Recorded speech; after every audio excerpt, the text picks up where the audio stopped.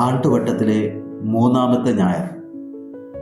ഇന്നത്തെ ഒന്നാമത്തെ വായന യെശയ്യാ പ്രവാചകന്റെ പുസ്തകത്തിൽ നിന്നുള്ളതാണ്.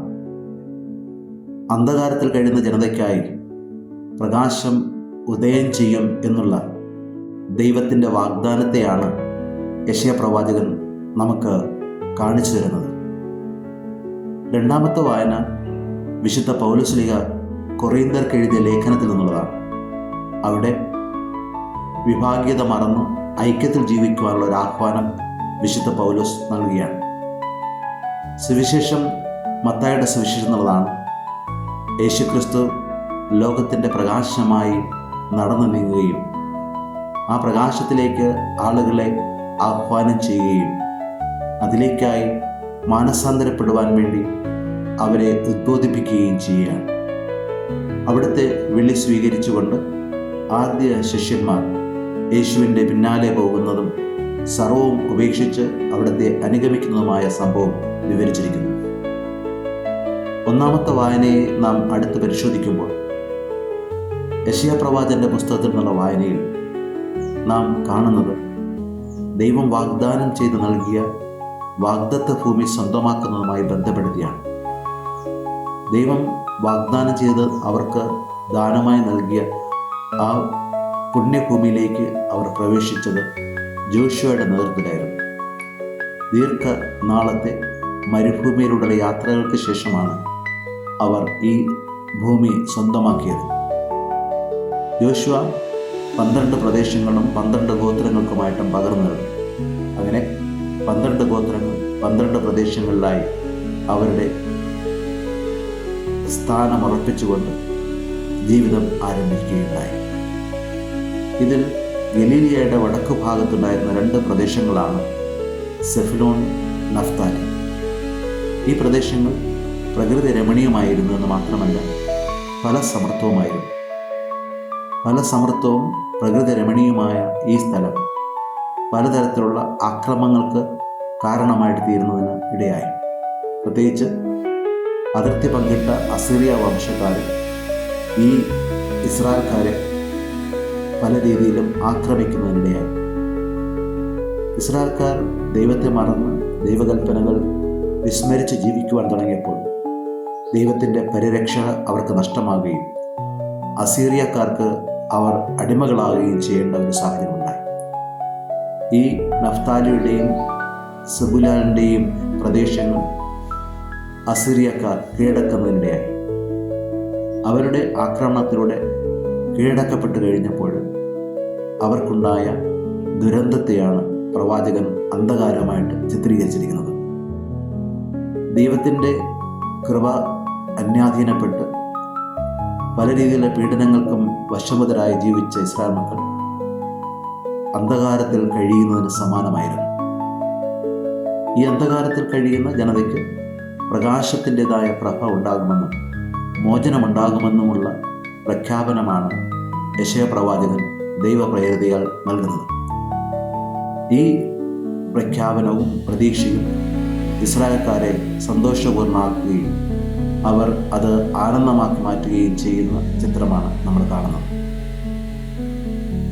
പുതിയ നിയമത്തിലേക്ക് കടന്നു വരുമ്പോൾ യേശുക്രിസ്തു ഗലീലയിലേക്ക് വടക്കുള്ള ഈ പ്രദേശങ്ങളിലൂടെ യാത്ര ചെയ്യുന്നതായിട്ടാണ് സുവിശേഷത്തിൽ അവതരിപ്പിച്ചിരിക്കുന്നത്.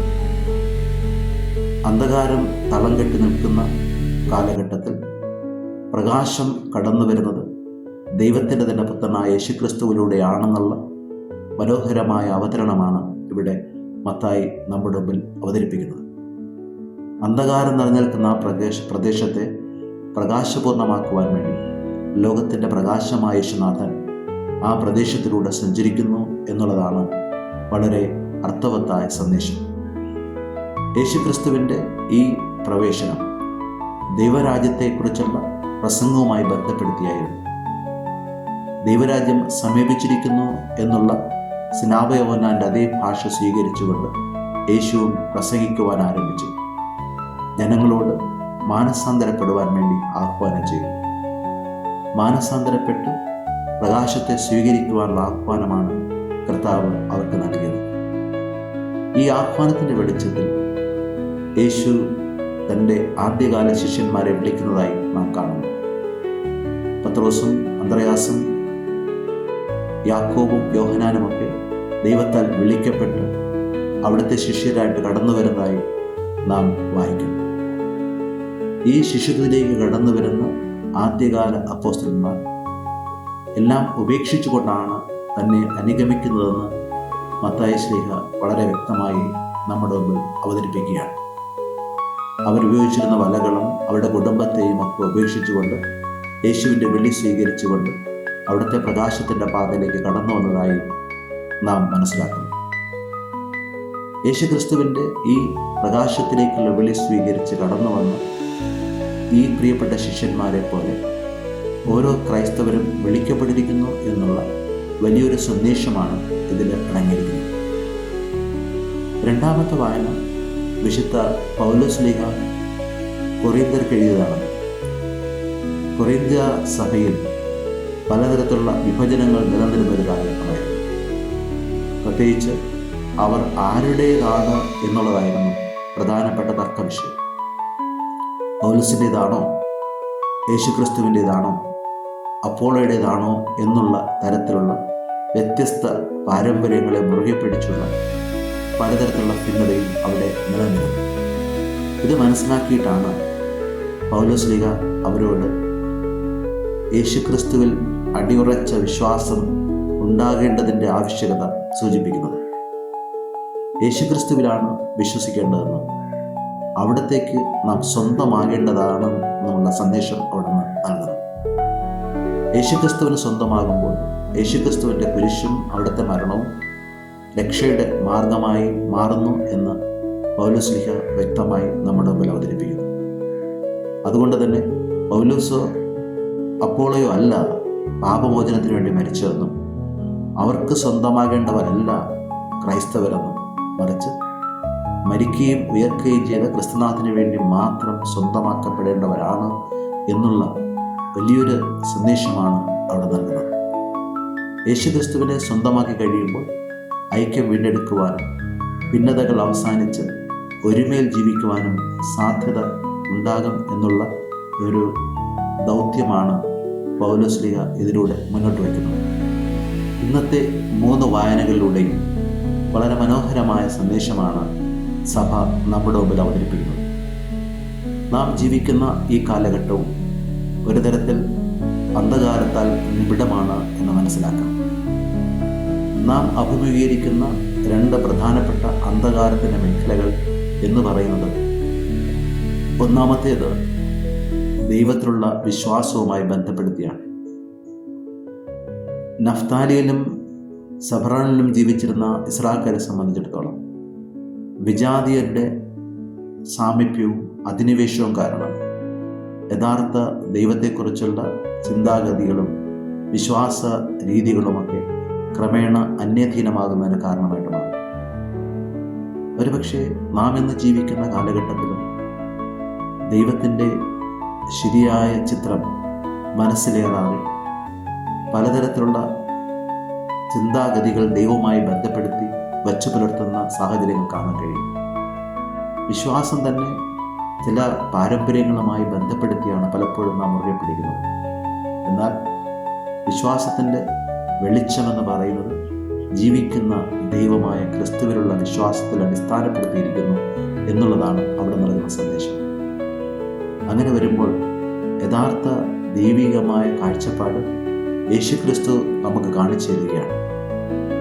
യഥാർത്ഥ ദൈവിക കാഴ്ചപ്പാടെന്ന് പറയുന്നത് അന്ധകാരത്തിൽ നിന്ന് പ്രകാശത്തിലേക്ക് നയിക്കുന്ന ദൈവത്തെക്കുറിച്ചുള്ള തിരിച്ചറിവാണ്. അന്ധകാരം തളം കെട്ടി നിൽക്കുന്ന കാലഘട്ടങ്ങളിലും സാഹചര്യങ്ങളിലും അന്ധകാരത്തെ രോദനം ചെയ്യുവാൻ കഴിയുന്ന ഗുരുവായി യേശുവിനെ കാണുവാനും അങ്ങനെ പ്രകാശത്തിൻ്റെ നിറവിൽ ഹൃദയങ്ങളെയും മാനസങ്ങളെയും നിറയ്ക്കുവാനുള്ള ഒരു ആഹ്വാനമായി ഇത് മാറുന്നു. രണ്ടാമത്തെ അന്ധകാരമായി നമുക്ക് കാണാൻ കഴിയുന്ന വിഭാഗീയതയാണ്. ക്രൈസ്തവർ പലപ്പോഴും വിവിധ രീതിയിലുള്ള വിഭാഗീയതയുമായി ബന്ധപ്പെട്ട് കഴിയുന്നവരാണ്.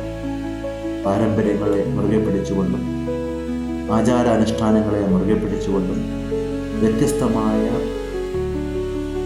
ബന്ധങ്ങളുടെയും രീതികളുടെയും അടിസ്ഥാനത്തിൽ സഭാ പാരമ്പര്യങ്ങൾ അവകാശപ്പെട്ട് ജീവിക്കുമ്പോൾ മറ്റുള്ളവരെ മനസ്സിലാക്കുവാനോ ഉൾക്കൊള്ളുവാനോ കഴിയാത്തവണ്ണം അകന്ന് ജീവിക്കുന്ന സാഹചര്യങ്ങൾ പല മേഖലകളിലും കാണാറുണ്ട്.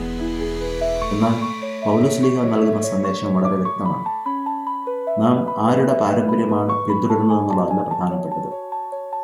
നാം ആചരിക്കുന്ന ആചാരാനുഷ്ഠാനങ്ങളെ കളുകയായി ഘോഷിക്കപ്പെട്ട് നമ്മെ രക്ഷിച്ച കർത്താവ് യേശുക്രിസ്തുവിലുള്ള അടിയുറച്ച വിശ്വാസമായിരിക്കണം നമ്മുടെ യഥാർത്ഥ പാരമ്പര്യം എന്നുള്ള വലിയൊരു ആഹ്വാനമാണ് പൗലോസ് നൽകുന്നത്.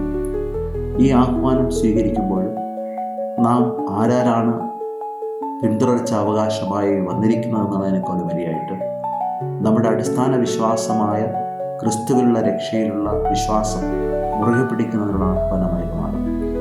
ക്രിസ്തുനാഥനെ മുറുകെ പിടിച്ചുകൊണ്ട് അവിടുത്തെ രക്ഷയുടെ അടയാളമായ കുരിശ് ജീവിതത്തിൻ്റെ ഭാഗമാക്കി ക്രൈസ്തവ പന്ഥാവിലൂടെ മുന്നോട്ട് പോകണമെന്നുള്ളതാണ് സഭ നമുക്ക് നൽകുന്ന ആഹ്വാനം. ഈ ദൈവത്തെക്കുറിച്ചുള്ള ശരിയായ പ്രകാശത്തിൻ്റെ കാഴ്ചപ്പാടും വിഭാഗീയത മറന്നുള്ള ഐക്യത്തിൻ്റെ കാഴ്ചപ്പാടും ജീവിതത്തിന് സ്വന്തമാകുമ്പോഴാണ് നാം ഓരോരുത്തരും പ്രകാശത്തിലേക്ക് കടന്നു വരുന്നവരായി മാറുന്നത്.